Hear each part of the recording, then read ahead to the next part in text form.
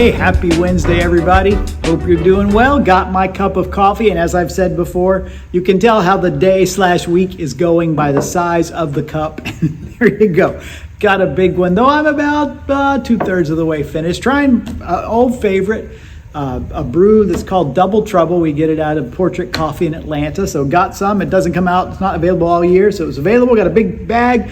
Ground some up, brewed it this morning, enjoying my cup of coffee. Hope you're doing well. Hope you're enjoying your morning brew or whatever else it is on this few minutes we spend together. We're back in Matthew this week, certainly very interested in following the story of Jesus' life and ministry as Matthew records it for us. Really a fascinating thing. And we get an interesting little tidbit here. Sometimes you look at these and you're like, why is this in here? This is one of those that's kind of just out of the blue, but important thing nonetheless. It's the story you may be familiar with. A lot of times we tell it, maybe from Matthew's point of view or another one, that Jesus, to pay his taxes, sends Peter fishing, who catches a fish with a coin in its mouth. That's this story. That's where we are today, if you're familiar with that. It's actually a fascinating thought. I've been fishing quite a bit. I'm sure a lot of our Keys friends down here have too. Have never caught a fish and had money in its mouth or anywhere else. But that would be kind of a nice thing, huh? Hit the jackpot out on the reef. I've spent plenty of money fishing, and if you have, putting gas in the boat or buying bait, you probably have done the same thing. But nonetheless, this is that story, and it's an interesting story in a lot of ways, but let's see if we can look at it briefly. It really centers around a question that is asked by Jesus in this case. What's happening is Jesus is in this town called Capernaum. It's kind of like his home base. In fact, if you visit Israel and go to the town of Capernaum, there's a sign over the entrance to that town saying the city of Jesus. Jesus spent a lot of time in this Galilee region and in this particular city of Capernaum. Some say it was his home base. And so we know he's been kind of up north, up towards Caesarea Philippi, and he's making his way south, eventually going to make his way all the way south to Jerusalem. But here he's kind of back in his old stomping grounds, and he and his disciples get there. And one of the people in the town approach Peter, one of his disciples, and ask him this question: does your teacher pay the temple tax? Now, this is obviously, we know taxes. We know taxes, there are a lot of them, but in the Bible, there's what's called a temple tax. It was something that goes back to Exodus, the Old Testament law, sort of like because God had rescued his people, they took a census and it was required to pay a small amount, a half shekel, as a temple tax to remember God's rescue for them. So it started way back then, and it continues as the temple is there, and that money, like most taxes, we give taxes here in our day to the government. The idea is it covers the functions of the government, and here it would be a similar thing. The temple tax covers the functions of the temple, particularly because there's a lot that goes on in the temple, the priests, the Levites and such, that's their livelihood. And one way the temple tax benefits them is it pays for the needs to have the temple there so that the people can come, they can offer their sacrifices, they can come to the high holy days, all of that. So the interesting question asked of Peter, one of Jesus' disciples, is, do y'all pay it? Now, I don't know why they thought they didn't, but it turns out they do, actually do, and that's the whole point of the story. This is the way they pay it in this story, is Jesus sends Peter to go fishing, and he catches a fish, and in the mouth will be the coin that's enough for Jesus's and Peter's temple tax. But between that interaction with someone in Capernaum and the fishing trip, Peter and Jesus have a moment together, and Jesus asks this. He says, what do you think, Simon? Peter is his name. From whom do the kings of the earth collect duty and taxes? Is it from their own sons or from others?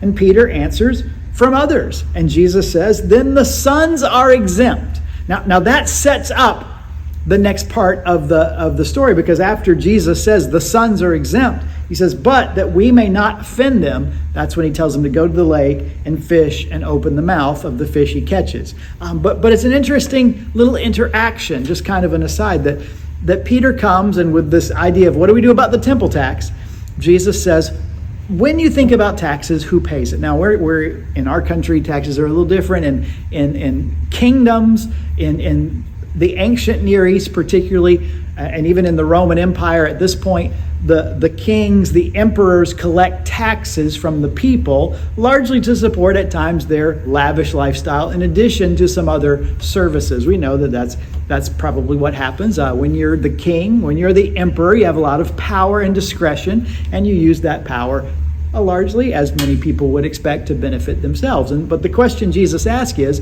when the king is collecting these taxes, does he tax his own kid? And the answer Peter gives is, well, no, he taxes everybody else. Why? Because the thought is the king's son, the king's family, is benefiting from the taxes, not paying them. Now, why would he ask this question? It's kind of an odd question in the flow of things, but remember where we are in the story, right? What had happened the previous chapter up in Caesarea Philippi when Jesus had asked his disciples, who do you say that I am? What did Peter say? You are the Christ. And then what did he say? The Son of the living God. So Jesus, his disciples, and Peter confessed the belief that he is the Son of God. So follow kind of the logic. If kings take taxes not from their family but from the others, you apply that. If the temple is thought to be where God lives, and so the temple tax goes to the king of the temple, namely God, and if Jesus is God's son, therefore Jesus, as a son of the king, shouldn't have to pay the tax. He's kind of building kind of in there that he's exempt. He wouldn't have to pay it. But what does he do? Notice it says that so that we may not offend them. So Jesus is implying even by that I don't have to, but I'm going to. He tells Peter to go to the lake and throw out your line and catch that fish and pay the tax. You'll find the coin in his mouth. It'll be enough for you and it'll be enough for me. Go pay the tax. Fascinating thing. Now that's really the part I want to focus on, because we think, oh, it's a cool miracle. And it is. It's an amazing miracle. But I think behind it, there's something pretty important, because yes, the temple tax, as I said already, goes back to Exodus, namely Exodus 30, to this Old Testament law that happens right after the people are delivered from Egypt. And if you were to go back to Exodus 30, beginning in about verse 11, you would see, actually verse 16, it calls it the atonement money. Receive the atonement money from the Israelites and use it for the service of the tent of meeting, which was the tent in the wilderness that became the temple in Jerusalem. It will be a memorial of the Israelites before the Lord, making atonement for your life. Now, what is atonement? Well, atonement is one way we talk about the covering over or the forgiving of sin. That God had redeemed Israel from slavery, and he instituted this temple system of sacrifices to provide a way for them to receive forgiveness of sin and to keep that service available. The temple tax, the atonement money, allowed this process by which the people would be atoned to carry on so that they could receive the forgiveness of God. And I think Jesus in this is wanting to connect that, hopefully in Peter's mind and maybe even in our mind, that what he was doing is, even though he didn't owe the tax, he paid the tax, but not just his own tax, in this case, for others. Isn't that exactly what happened by his death on the cross? That Jesus willingly submits, lays his life down, dies on the cross, not because he has sinned, not because he owes a debt to God because of his sin. The soul that sinneth shall die, says the Old Testament.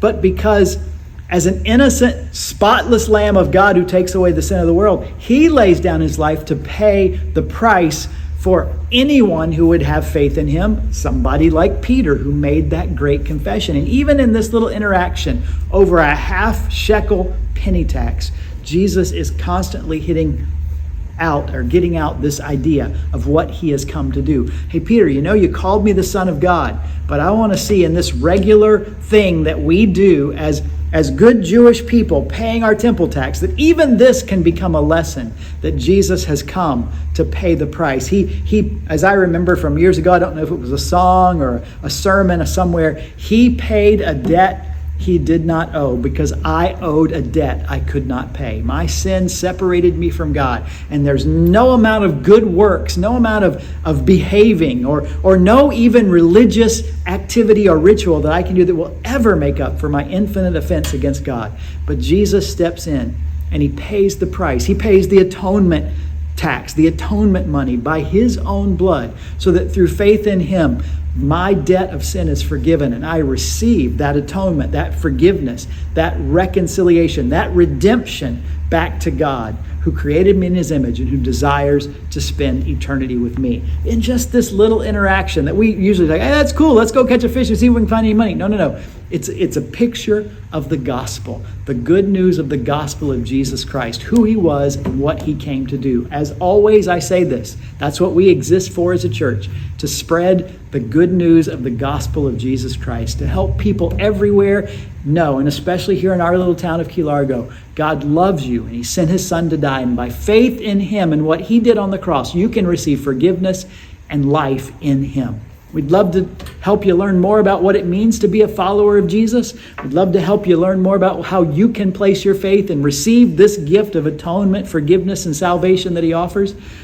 If you want to have a conversation about that, if you want to send me an email or a note, love to find time to talk about that, or maybe even come join us. We're here Sunday mornings, 9 o'clock. That's our main service time where we talk about this sort of thing. We're actually talking about Jesus' words that we call the Sermon on the Mount right now. Love to have you join us. Love to meet you. Love to tell you more and help you learn more about what it means to be a follower of Jesus. But until then, whether we see you Sunday or maybe here next Wednesday when we connect like this, I'm going to finish up, just a little bit of coffee. Should give me the energy I need to get through the rest of this day, and I'll look forward to touching base with you next time.